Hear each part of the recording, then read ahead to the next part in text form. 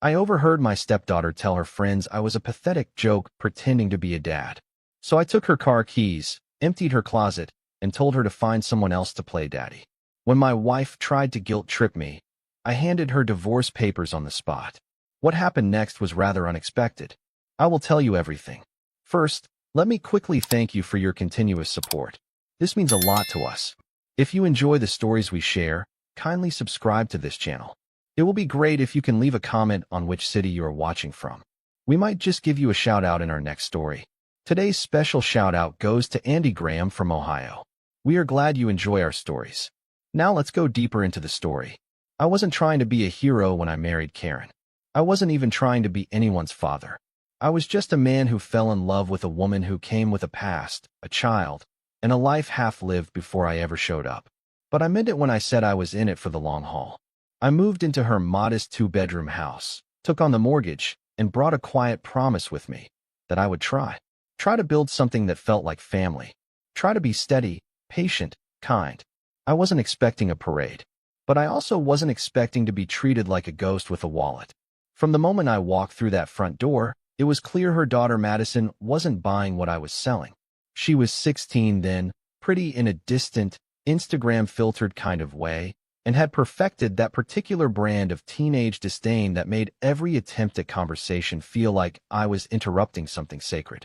Still, I smiled. Still, I offered to drive her to school when Karen was busy. Still, I remembered her favorite snacks and tried to make movie nights a thing. But she looked through me like I was a substitute teacher who'd overstayed his welcome. Karen always told me to give it time. She's had a lot of change, she'd say, curling against me on the couch after Madison slammed another door. Just don't take it personally. And for a while, I didn't. I swallowed the silence, ignored the eye rolls, convinced myself that showing up was enough. That eventually, consistency would win her over. I remember one Thanksgiving. I spent the whole day in the kitchen, roasting a turkey, mashing potatoes, even making that god-awful green bean casserole her grandmother used to make. I thought maybe, just maybe, the smell of home would soften her. Instead, she posted on Snapchat that the food looked mid, then disappeared into her room. Karen made excuses. Teenagers, she laughed. What can you do? I laughed too, but something about it felt hollow. Like I was smiling through a slap I wasn't allowed to acknowledge. But the moment that changed everything, really changed everything, came on a Tuesday afternoon. I came home early from work. My back had been killing me from hauling materials all morning, so I figured I'd rest up before dinner. As I walked up the driveway, I heard voices carrying through the open window, Madison and her friends. I paused. I don't know why. Maybe I had this sick little hope that she was talking about college plans, or something about our recent family trip. But no. What I heard was her voice, sharp and dismissive. He's not my dad. He's just some pathetic joke pretending to be one. Laughter followed. You should see the way he tries. It's embarrassing. I stood there, frozen. It wasn't just what she said. It was how easily it fell out of her mouth. How comfortable she was in her cruelty. Like this wasn't a moment of anger or rebellion. It was her truth. And she wasn't hiding it. I didn't go inside right away. I sat in my truck for 30 minutes, staring at the steering wheel. My hands were shaking. Not from rage, not yet. From something worse, humiliation. I felt small. Smaller than I had in years. I had paid for her braces. I had upgraded her car. I had driven 2 hours to pick her up from a party once because she was scared. And this was how she saw me. I wasn't her dad. Fine. But did I deserve to be mocked like some charity case? Did I deserve to be laughed at in my own home? I didn't cry. I just went numb. Numb enough to know I couldn't let this go. That night, I lay in bed next to Karen, who was scrolling through Pinterest like nothing had happened. I stared at the ceiling, thinking about every moment I had chosen their comfort over mine. Every time I swallowed my pride to keep the peace. I realized then I hadn't built a family. I had built a fantasy, and I was the only one pretending it was real. The next morning, I woke up with a strange kind of clarity. It wasn't loud. It was calm, cold, focused. I waited until Karen left for work, then went to Madison's room with a trash bag and an old cardboard box. I packed everything, clothes, shoes, makeup kits, all of it. I didn't damage anything. I wasn't cruel. I was surgical. Then I took her car keys from the hook by the door and placed them in the box with a note that said, "Find someone else to play daddy." I left it in the hallway outside her room. Then I went to work like it was any other day. Karen called me around noon, her voice tight and panicked. "What did you do to her room? Where are her things?" I didn't flinch. "I took back what I paid for," I said flatly. She said I was a pathetic joke pretending to be a dad. I'm just making sure she knows she was right. There was a long silence on the other end. Then came the guilt. "She's just a kid. She didn't mean it. You're overreacting." That's when I told her about the divorce papers. I had them ready. I had them waiting. "I'm not overreacting," I said. "I'm finally reacting. There's a difference." She started crying. I hung up. That night, I came home to a war zone. Madison was yelling, Karen was sobbing, and I walked past both of them like they were strangers. I went to the guest room and locked the door. It was the first time in a long time I slept through the night. There's something about betrayal that sticks to your skin. It doesn't just come and go, it stains. Even in the days after I took Madison's keys and packed up her belongings, I kept thinking about how confidently she said those words. Not in anger, not in some heat of the moment slip. No, this was casual. Her truth, spoken like a punchline. I could still hear her voice on a loop, laughing with her friends as if I was some sad mascot performing in the background of her life. I spent the next few mornings walking through the house like it was foreign to me. The walls still held my photos, the fridge still had my groceries, the driveway had my name on the lease, but it no longer felt like mine. I was living in a place where I had become a joke, a ghost that paid bills. Karen tried to reset everything like it was a misunderstanding. She knocked on the guest room door the morning after our confrontation with 2 mugs of coffee in her hands. Mine had the initials DD on it, a Father's Day gift Madison had given me years ago before the pretense had worn thin. "We need to talk," she said gently, sitting across from me like we were strangers negotiating a peace treaty. I didn't touch the mug. I just looked at her. And she launched into the speech I'd heard 100 times before. "She's confused. You're taking this too seriously. She's a teenager, not a monster." But she didn't deny what Madison had said. That was the most telling part. She never said, "You're wrong." She just said I shouldn't react, that I should have given them a chance to fix it quietly. I told her I wasn't a landlord or a babysitter. I was a man who had invested his time, money, and love into a family that didn't see me as real.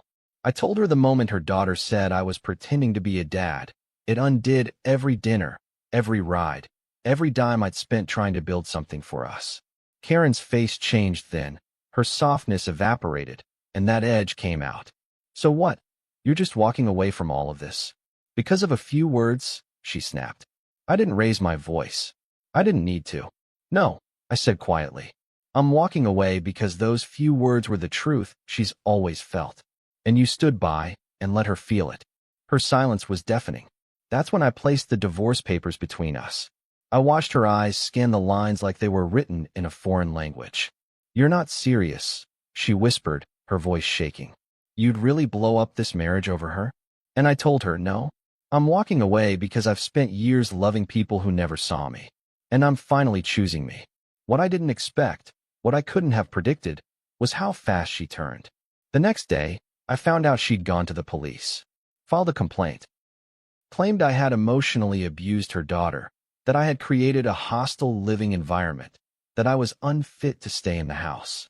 She painted herself as scared, fragile, the mother trying to protect her child from the unpredictable stepfather. I sat in a small interrogation room with 2 officers who looked at me like I was a threat, like I was guilty. I didn't yell. I didn't argue. I just handed over what she didn't know existed, the footage. Months ago, after a break-in scare, I'd installed a hidden security camera in the living room. It had motion sensors and audio. I'd told Karen about it once, briefly, but she'd waved it off, more interested in the throw pillows she was arranging than any kind of security system. The footage captured everything. Madison mocking me to her friends, me calmly gathering her things. The conversation where I told Karen I was done. No shouting, no threats, just a man tired of begging for a seat at a table he helped build. My lawyer pulled up the files and burned them to a disk. The moment we played it in court, everything changed. I remember watching Karen's face as the audio filled the courtroom. She didn't look at me. Her lips parted slightly, her hands clenched in her lap. The judge narrowed his eyes, adjusting his glasses like he couldn't believe what he was hearing. And then came Madison's voice, crisp, cruel, unmistakably clear. He's just some pathetic joke pretending to be a dad. The room went dead silent. My attorney paused the video. The judge leaned forward. "Mrs. Taylor," he said, his tone suddenly sharp, "you claimed this man created a threatening environment. Can you explain what we just heard on this recording?" Karen opened her mouth, but no sound came out. Her lawyer tried to pivot, to talk about context and emotional distress, but it was over. The narrative had shattered. Outside the courthouse, Karen tried to reach for me. "I didn't know she said all that," she said, tears streaming down her face. "You have to understand, I was just scared. I didn't want to lose everything." I stepped back. "You didn't lose everything," I said. "You just lost me. The one person who never lied to you." She tried to speak again, but I was already walking away. Her voice broke behind me, calling my name like it suddenly meant something. Later that night, I lay on the couch of a friend's place, staring at the ceiling again. But this time, I didn't feel small. I felt tired, deeply tired, like I had been carrying something heavy for years and only now realized how much damage it had done to my back. There's a special kind of grief that comes from realizing you were the only one fighting for a dream. That the people you bent over backward for would fold you up and toss you aside the moment it got inconvenient. But there's also freedom in that realization. Because once you know they never truly saw you, you stop trying to be visible to them. You stop shrinking yourself to fit their comfort. The worst part about being falsely accused isn't the legal process. It's the silence that settles in your chest while you wait for the world to pick a side. It's waking up each day wondering who's heard the lies and already judged you without ever hearing your side. After Karen reported me, claiming I had emotionally abused her daughter and created a violent atmosphere, I wasn't angry at first. No, at first I was shocked. Not because she didn't have it in her. I knew Karen was capable of playing the victim. I just didn't think she'd weaponize the one thing I still had, my name. All these years of showing up, working overtime, covering bills, stepping into a role I was never required to fill, and in the end, I was nothing more than a headline in her sob story. A strange stepdad loses control. That's the version she sold, and it spread like wildfire. It didn't take long for the whispers to start. One of the guys from my contracting crew pulled me aside during a job. "Hey man, is it true what she's saying?" His voice was cautious, his body language already pulling away. That was the moment the anger finally kicked in. Not the sharp, explosive kind. No, this was deeper. Slower. Like hot oil sinking into your skin. It wasn't just that Karen had tried to take me down. It was that people were so ready to believe her. All it took was a tearful phone call and the word abuse. And suddenly I was guilty. That word sticks to a man like blood. And even when you prove you didn't do it, the stain doesn't fully come out. The police visit was humiliating in ways I still haven't fully unpacked. They didn't cuff me, but they didn't treat me like a man either. I opened the door to two officers, one hand on his belt, the other holding a notepad. "We've received a report of emotional abuse involving a minor," he said flatly. Karen had told them I was erratic, that I yelled, that I had thrown Madison's things out in a fit of rage. She painted this picture of a man unraveling, and they believed it, because it fit the stereotype. Middle-aged guy, broken family, teenage girl crying wolf. It's a story we've all seen on TV. But the difference was, I had evidence. Cold, unemotional, time-stamped truth. I remember pulling out the hard drive from the security camera with trembling hands.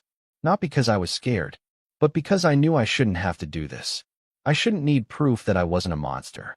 I shouldn't need footage to defend my dignity.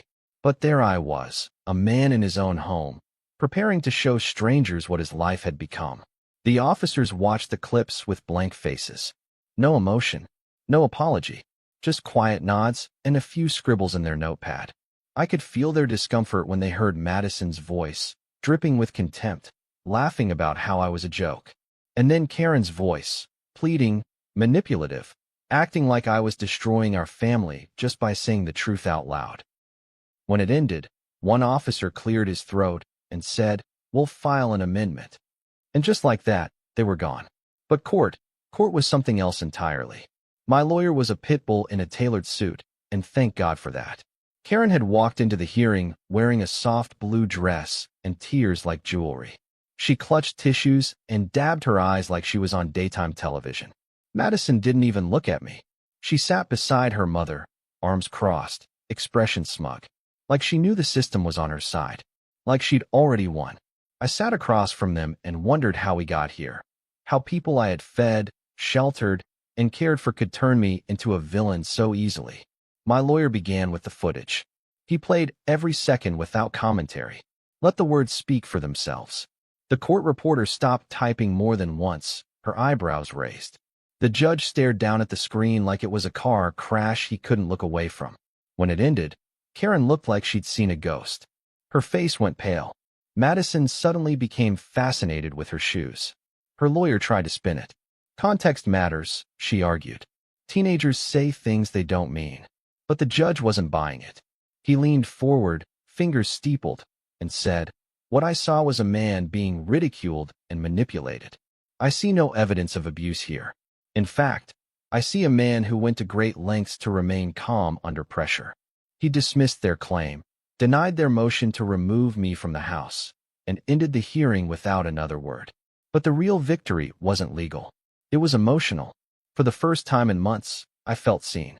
Karen followed me outside, calling my name like we were still something. "Please," she said. I panicked.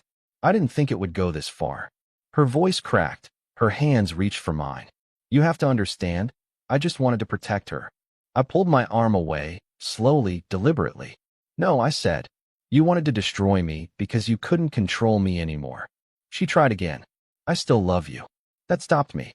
I turned around and said, "If this is love, I'd rather be alone." Then I got in my truck and drove away without looking back. The aftermath wasn't quiet. Karen tried to spin a new version of events on social media, cryptic posts about betrayal, loss, and being misunderstood.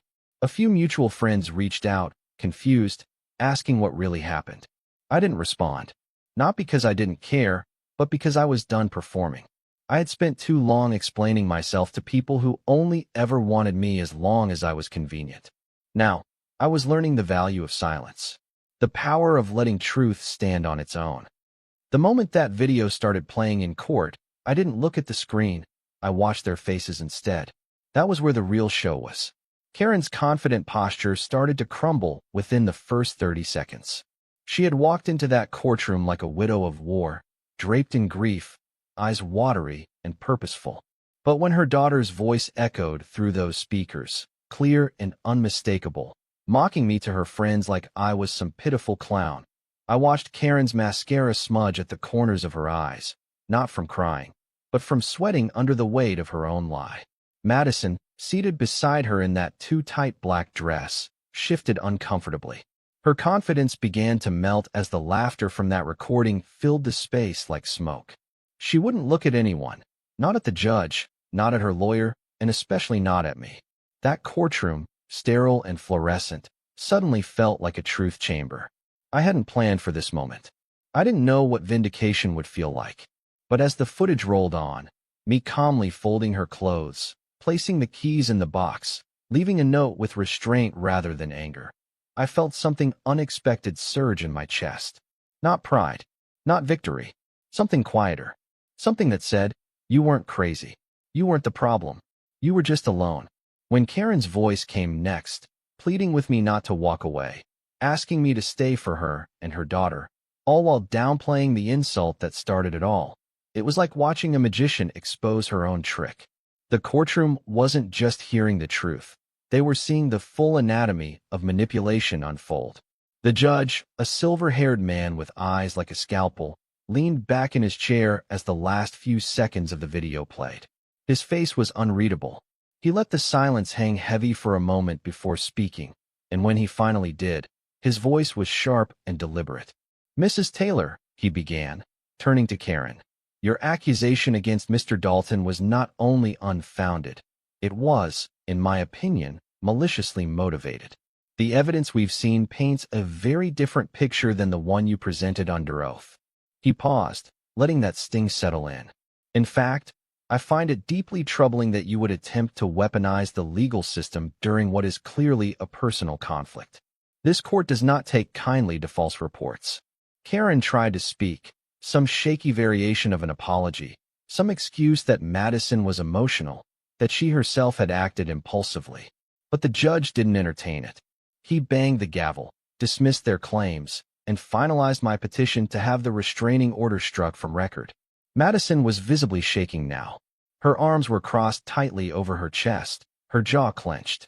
For a girl who had laughed so easily at my expense, she suddenly looked like she'd aged 10 years. Her arrogance had dissolved, and in its place was something that almost resembled shame. Almost. As they gathered their things, Karen reached for her purse and looked up at me with glassy eyes. She mouthed something I didn't care to decipher. I didn't give her the grace of acknowledgement. Outside the courthouse, the world seemed too bright. I stood under the sun for a long time, watching the cars pass by, breathing like I hadn't in weeks. My lawyer clapped me on the shoulder, a rare smile crossing his face. "That went better than expected," he said. "They didn't just lose, they exposed themselves." I nodded, but I wasn't celebrating. The truth is, I felt hollow. Like I'd survived a war, but lost too much in the process to feel triumphant. This wasn't a win, it was a clearing. A quiet end to a performance I never agreed to star in. And as I watched Karen and Madison exit the courthouse in silence, I knew this chapter of my life had closed with finality. Later that evening, I returned to the house alone. The place was quiet, stripped of energy, like even the walls were exhausted from holding in so much drama. Their things were gone. The closets were empty. Madison's old room, once cluttered with makeup kits and piles of laundry, was now just a blank space with a single scuff mark on the wall where her mirror used to be. I walked through each room slowly, touching door frames, flicking lights on and off, like I needed to remind myself that this place was mine now. Not because I fought for it, but because they forfeited it the moment they treated me like an outsider in my own story. Around 9 p.m., my phone rang. It was Karen. I didn't answer. Then came a text. "Please, just talk to me. I messed up. We can fix this." I stared at the screen until it went dark. There's a strange power in silence. For years, I had responded. I had explained. I had begged to be seen. But now, I owed her nothing. No explanations. No comfort. No doorway back into my life. And still, more messages came, each one more desperate than the last. Apologies. Justifications. Empty acknowledgments of my pain. "You didn't deserve that." I was scared. She didn't mean it. But she did mean it. And Karen did let it happen. Again and again. And now that the truth had been laid bare, all they wanted was for me to sweep it under the rug and pretend the damage wasn't permanent. I thought about replying. I really did. But then I imagined what that would look like, inviting her back in, rebuilding a house of cards, teaching her that she could shatter me and still be welcome. I couldn't do it. Not for her. Not even for the version of her I once loved. I powered my phone off and left it on the kitchen counter. The silence was sharp, but it was mine. And in that moment, I realized I'd rather be alone in truth than surrounded by people who only love me when I'm silent. It's amazing how many ways someone can say, "I'm sorry," when they're not really sorry at all. Karen's messages didn't stop for weeks. First it was just calls. Dozens of them, one after another, her name lighting up my screen like a fire alarm in the dark. I never answered. Then came the texts. Some short, others long, all of them dancing around accountability like it was lava. I wasn't thinking straight. I only did what I thought was best for Madison. "Can we please talk?" That last one came more than 40 times. "Can we please talk?"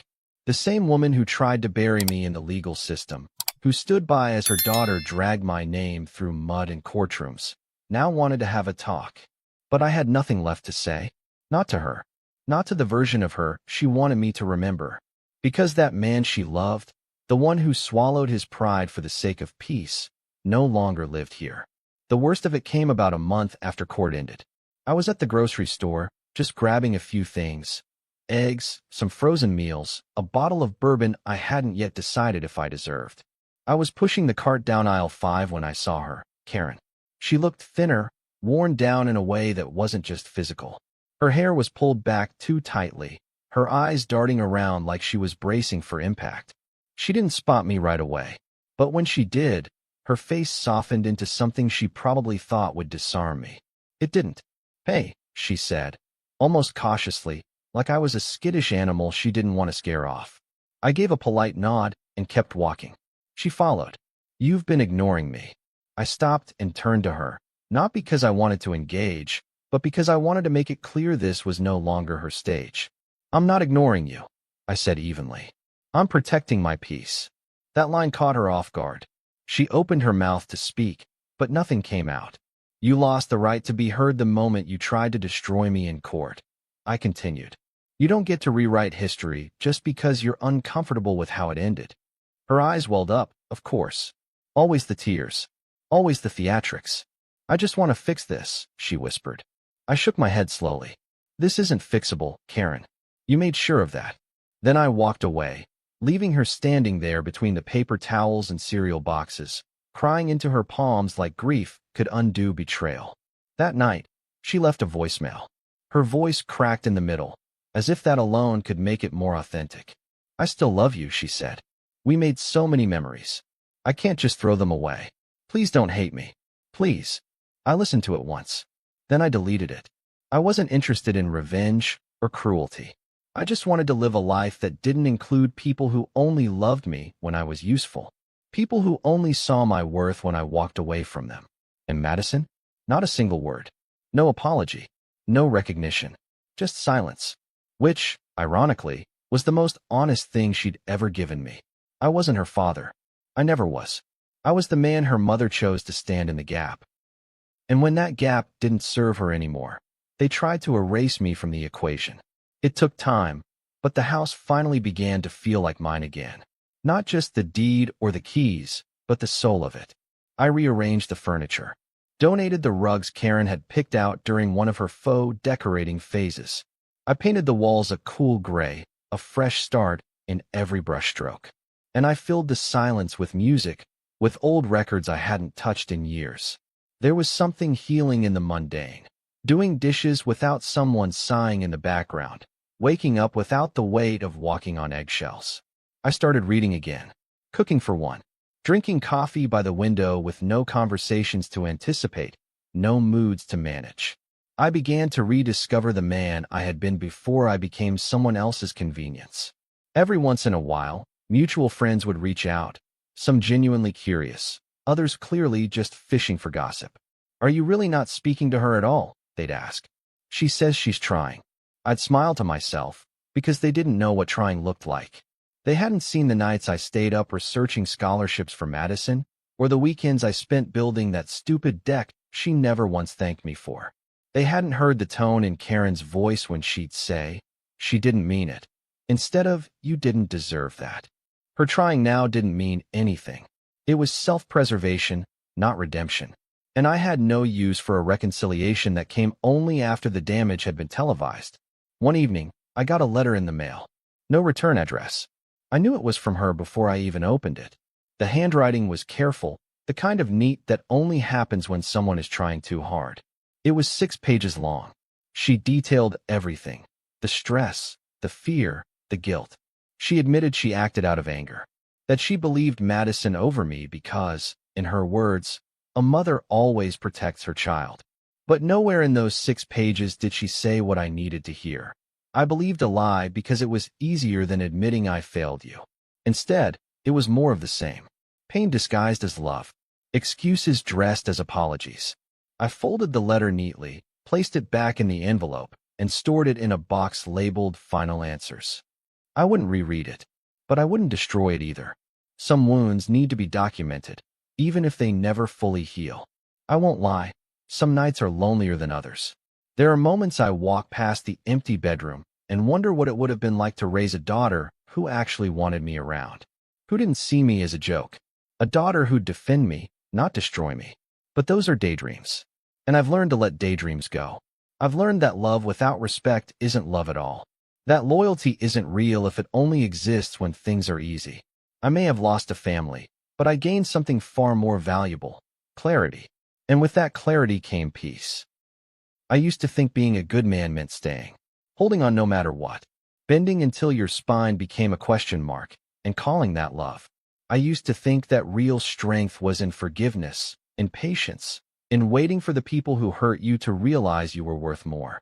But what I've come to learn, painfully and finally, is that real strength is knowing when to walk away, when to choose yourself, and standing in that choice, even when the silence gets heavy and the loneliness creeps in like a slow fog. That's what strength looks like now. Waking up in a house that no longer echoes with betrayal, making coffee for one, and not flinching when the phone doesn't ring. That's peace, and it's hard-earned. The mornings are quiet, but they're honest. I open the windows now, let fresh air in without worrying about who'll complain about the breeze. I light candles, play blues on vinyl, and read the newspaper cover to cover, slowly, like every word matters. I've reclaimed space in the small things. I no longer apologize for my presence. I'm not walking on eggshells or editing myself to survive someone else's mood swings. I've learned to live without needing to be needed. That's what they don't tell you about divorce, especially when it comes after raising a kid who wasn't yours. The grief isn't just for the relationship. It's for the version of yourself that was constantly negotiating your worth with people who never intended to pay full price. Madison never reached out. Not once. No call. No text. No awkward, half-hearted apology. And I was fine with that. She had always viewed me as a placeholder, someone to tolerate until she could move on. I was the man who paid for her braces, bought her prom dress, fixed her car's busted radiator, but I was never dad. Not in her eyes. And I finally accepted that. Being a father isn't about biology or even effort. It's about recognition. You can pour everything you have into a person, but if they don't want to receive it, it disappears into the void. I stopped yelling into that void. I stopped bleeding for people who would have watched me die with dry eyes. Madison is her mother's daughter. And that's not a dig, it's a diagnosis. Karen raised her to believe love is performance, that manipulation is survival, and that men are disposable tools. And I, foolishly, thought I could fix that. I thought love could overwrite programming. But love, alone, isn't that powerful. The men at work asked how I was doing. Not all of them, but the real ones. The ones who saw the toll it took on me. I told them the truth. That it sucked. That I felt like a stranger to myself for a while. That I kept questioning whether I had overreacted, even after the evidence proved I hadn't. Because that's the poison of gaslighting. It makes you doubt what you saw with your own eyes. And it lingers, even after you win. But slowly, with time and space, I found solid ground again. I took a few weeks off, drove out to the coast, sat on the hood of my truck with nothing but ocean wind and quiet sunsets. I stopped trying to feel better, and instead, just let myself feel. All of it. The rage, the sadness, the disbelief, the relief. Healing isn't linear. It's messy and slow and shaped like your own reflection. A few months ago, Karen tried one last time. She showed up at the house. No warning. Just stood on the porch holding a photo album. The one we used to keep in the living room, full of birthdays, road trips, movie nights. She looked different. Not older, just smaller. Like the weight of her choices had finally started pressing into her bones. I opened the door, but didn't invite her in. She held the album out to me like it was some sacred text, her eyes searching mine for a flicker of softness. "I thought you might want this," she said. Her voice cracked, not for effect, but from exhaustion. I took it, not because I wanted it, but because I needed that moment to end. She hesitated before walking away, her eyes lingering, waiting for permission to speak again. "I'm sorry," she whispered. "For everything." I nodded once. No words. No embrace. Just acknowledgement. She turned to leave, but before she reached the steps, I spoke. "I hope you do better with the next person." She froze, then slowly nodded without turning around. That was the last time I saw her. There was no cinematic closure, no dramatic reconciliation. Just a line drawn clearly in the sand. And sometimes, that's all we get. Not happy endings, but clean exits. These days, I don't think about them as often. The memories still surface now and then. A laugh at the dinner table, a quiet drive to school, a heated argument by the kitchen sink. But they don't haunt me anymore. They're just part of the story. The chapter one had to live through in order to become this version of myself. The one who knows his worth, who protects his peace, who doesn't confuse love with sacrifice. I learned the hard way that you can't save people from the consequences of their own patterns. You can only save yourself from being their next casualty. I still have the photo album. I don't flip through it much, but I haven't thrown it out either. Not because I'm clinging to the past, but because those moments, flawed as they were, are still a piece of who I became. I'm not erasing the man who tried. I'm honoring him by never putting him through that again. So no, I didn't get the happy family I dreamed of. I didn't become the father Madison needed. I didn't keep the woman I once loved. But I got something better: freedom, clarity, the ability to stand in front of a mirror and say, "You did the right thing, even when it hurt." And I can live with that. Sometimes the bravest thing you can do is walk away from people who only love you when you're convenient. If you've ever had to choose peace over connection or truth over tradition, this story is for you. Don't let anyone make you feel guilty for protecting your boundaries. If this resonated with you, like the video, share it with someone who needs to hear it, and subscribe for more real stories about betrayal, healing, and finally standing tall in your own truth. See you soon in the next one.